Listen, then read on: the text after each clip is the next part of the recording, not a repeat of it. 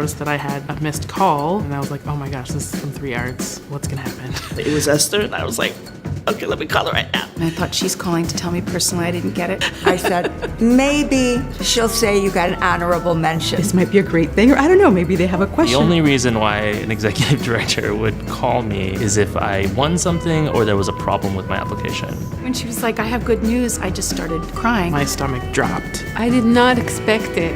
Made me kind of choke up and almost start to cry. I had to pull the car over and take it in. Trying really hard not to scream because there were like kids in the next room. Just kept saying, because I think I was still processing. I am pretty sure that this is happening right now, but I can't really believe It it. took a while to sink in. And it still feels like, not sure, we're here doing the videotape, so it must be true.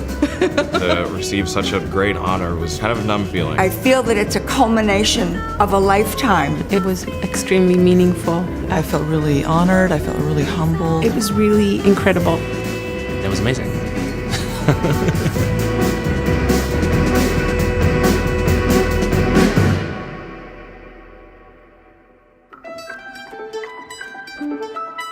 I'm Alejandro Acierto, and I'm an artist and musician.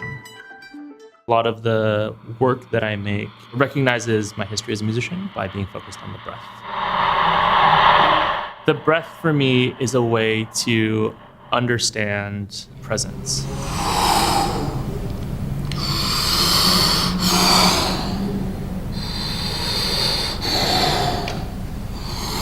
For those of us who feel like we don't have the agency to speak or the ability to speak, or maybe we don't speak in the same language, I like to think about the breath as a way to remember that we can always still be here.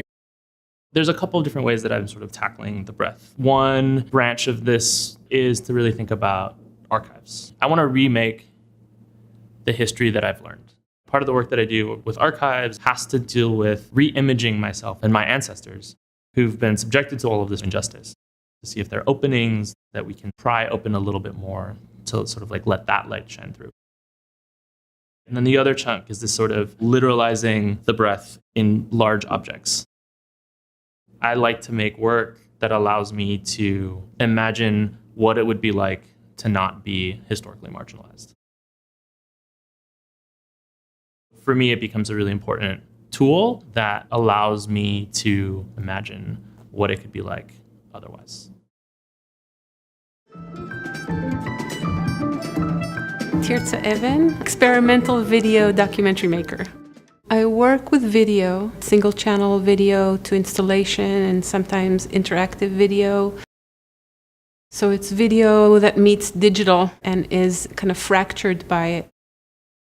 It's always documentary at the base, but the term documentary is one that I try to complicate. The digital tool is, I think, what made video work for me. Those very little detailed shifts in the image that you're never sure if they're actually happening, that was really where it all fell into place for me. And that's where it begins to drift towards fiction. Instead of looking at the state of things with very broad strokes, I'm going for the most personal story. When you're real young, you don't think in terms of life and death, you know? Describing the humanity of other people is what I feel like I'm doing in my documentaries. Not so much issues as much as people, because I feel like that's how issues could be resolved if you see the person behind the compartment. The middle child. I have a brother that's 8 years older. And thinking formally about these things and thinking with a fresh medium, all of that is what I get up in the morning for.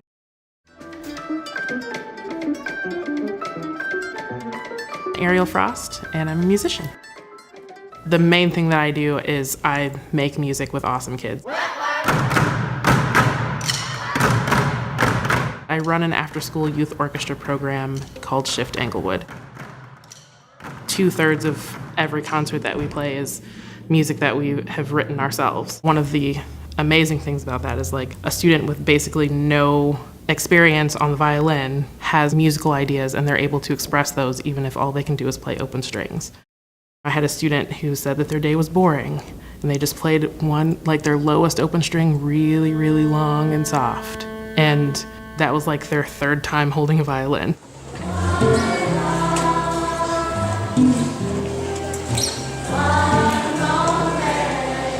Music helps them realize that no matter how young they are or how inexperienced they are, that their feelings matter and that they can find a way to express them to someone.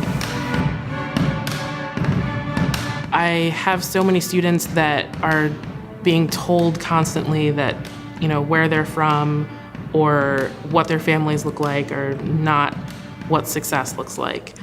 And I think it's really important that they realize that success looks like whatever they want it to look like.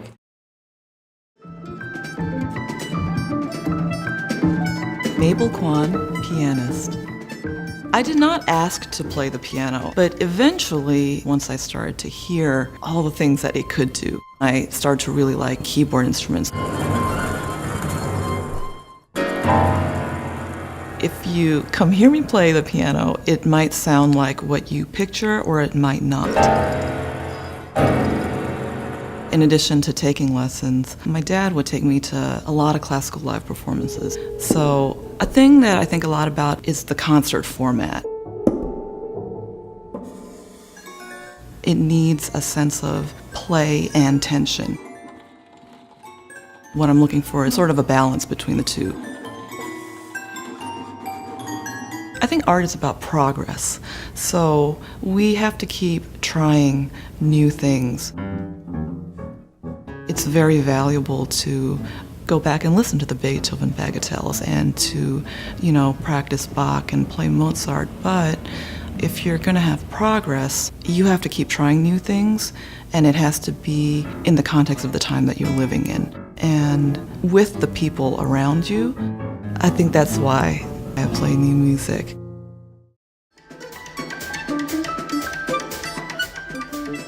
Ginger Lane. I'm a dancer, choreographer, teacher, mother, grandmother, anything you can think of. I'm it. I was always a kid who liked to move. I lost my mother at a very young age. I was only 3 when she was sent to Auschwitz. I perhaps used movement and dance as an escape. I see dance as both an internal way of comforting and not feeling so alone, and then expressing to the world that it doesn't matter. I can make the best of a bad situation through movement.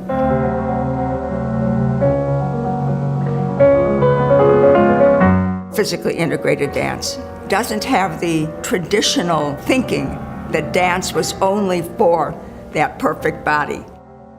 The whole basis of dance is to express yourself and to communicate. Creating dance for someone who has never thought that dance was a part of their life, I think it helps to free them, to see that there aren't limits.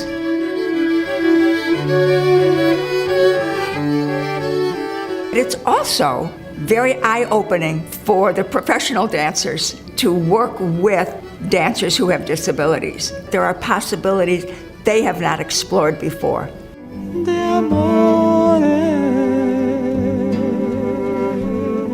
There are no expectations. There's only movement and beauty, and however you define beauty.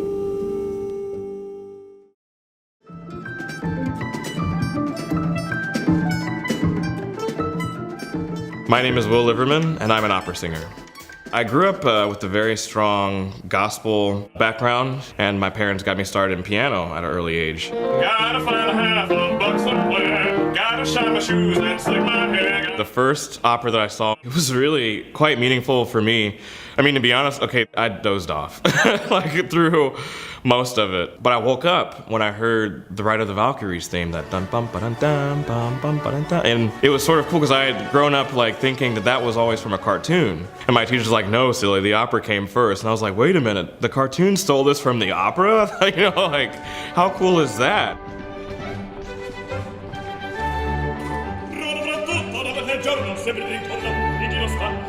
I remember back when my hair was longer and I had cornrows. There was this record store in this mall, and the manager would have me followed around by like one of the employees to make sure that I like wasn't gonna steal anything. All the while, here I am, this kid that just wanted to like look through the classical section.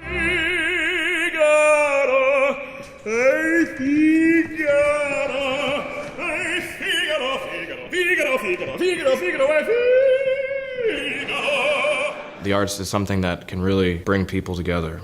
And it's one of the reasons I think why I still strive to be different and to say yes, you know, here I am. I love rap, I love R&B, but hey, I'm an opera singer. It's cool for me to say that to someone. I want to be just a different type of example that just says, don't be closed off of the possibilities that you have. Tara Mallon, actor, director, producer, theater maker. I moved here as a 20-something-year-old actress, and I became really aware of how few opportunities there were for women in the theater world.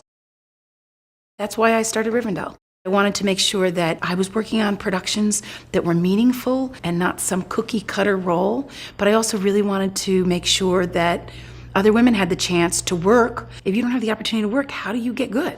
Looking hot. Give me some of that lip gloss. Are you leaving again?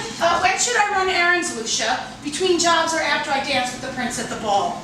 I've gotten very intentional about the community engagement opportunities and whose voice I'm giving a stage to. About 6 years ago, I got very involved in working with female veterans. I'd been invited to direct something, and they said, can you find a play for 10 girls? I'm like, nobody writes plays for 10 women. We created a play around interviews of women coming back from Iraq. We ended up interviewing about 75 women, and this was a play that we made called Women at War. He looks at me and he says, the Marine Corps is no place for a girl. So I looked at him and I said, well, that's okay, because I recently became a woman. And it was like this eye-opening adventure into this entire community of women who are literally silent. I think to offer that opportunity for those women to see themselves reflected on stage. This woman just asked me, how could you leave your child like that? It really made me understand the power of story and the power of acknowledging a voice that has been silenced, and really informed the kind of work I want to be doing from this point forward. I'm Maida McNeil. I'm a performance maker, educator, and arts administrator. I make collaborative, multidisciplinary performance works that are ethnographic and sociological. I work collaboratively with a group of other performance makers. We typically take about a year to gestate a new work. Let's go. There's always some kind of community engaged portion of the process to develop material. And then we take all of that material and then shape that into the work.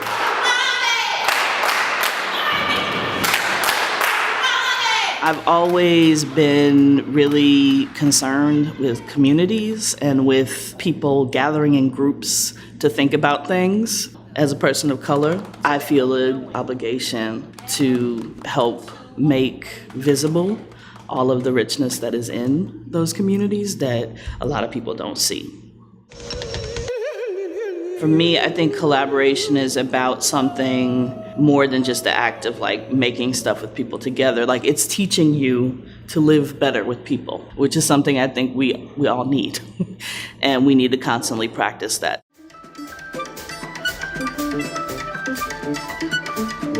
Marcela Muñoz, actor-director. I do theater, in Espanol mostly. It's just a part of me. So I'm thinking in English, I'm thinking in Spanish, I go back and forth. There is really no difference for me. It's just part of my identity as a Latinx artist and as Latinx, period.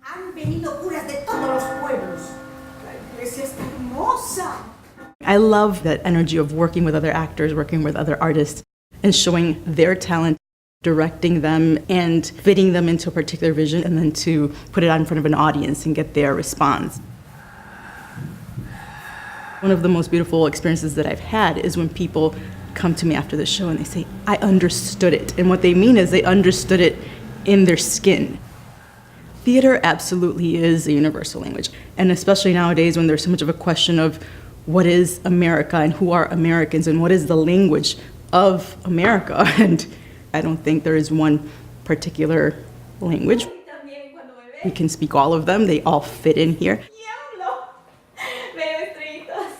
You can just look at someone, hear the way they are speaking, hear their voice, the way it sounds, and not necessarily understand what it is that they're saying, but you understand what it is that they're feeling. That is what art is to me, is the fact that all of these voices are important. All of these voices should be represented and should see themselves reflected. And their experiences are the experiences that make up this whole of who we all are.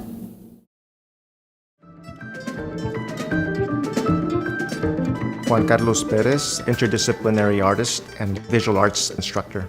For the past 15 years, I've been working with disenfranchised communities that lack the resources to bring in the arts into that environment. When I come in to work with schools, no one project's ever the same. For example, in La Promesa de Libertad, Liberty's Promise, the majority of the student population happen to be immigrants. It's very intense in the school because of what was happening in the political arena. We're getting outbursts of crying and a lot of questions. Why do they hate us? What did we do wrong? When you come to a place where it is promoted that you're accepted here and then all of a sudden you're being targeted, it's a lot to take in for me as an adult. I can only imagine for a child. They're first and second grade. As for myself, I came to this country as an immigrant, and I remember being in their situation. So I figured this would be a great opportunity to give them the platform and give them a voice. They create these beautiful paintings, their interpretations of immigration, and we put them out the hallway to display, and they began to invite their parents. So next thing you know, we had all of our students' parents coming in and taking photographs, with their response. And then they began teaching it to other students. And next, we had hundreds of families from the school and from the community coming in. And that created this dialogue to connect. I really want children to grow up knowing that they can ask questions. These are essential to figure out who you are. And that is a power that no one can take away from you.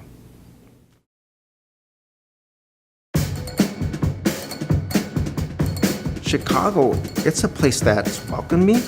It's a place that's kicked my ass. You have to earn your way through this city. Looking back on it, I've really felt like I've grown a lot here. There's so many wonderful things about every corner of Chicago. The art scene here is incredible. The reason people survive here is because they know how to come together. It's a city where people are collaborating a lot. We encourage each other. We support each other. I love this city. I love this city. It's a city that you grow to love.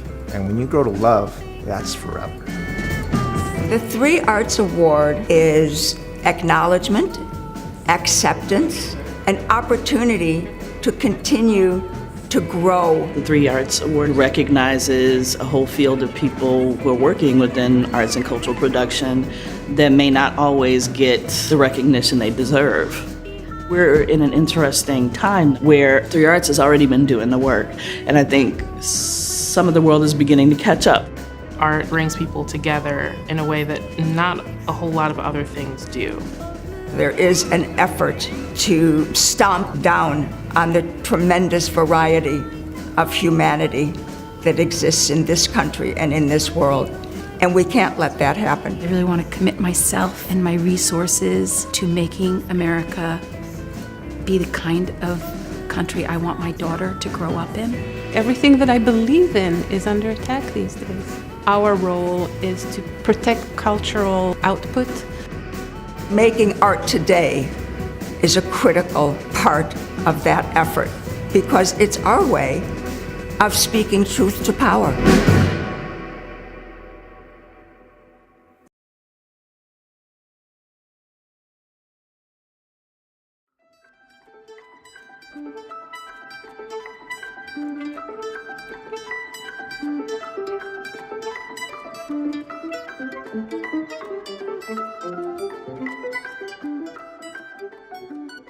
Thank you.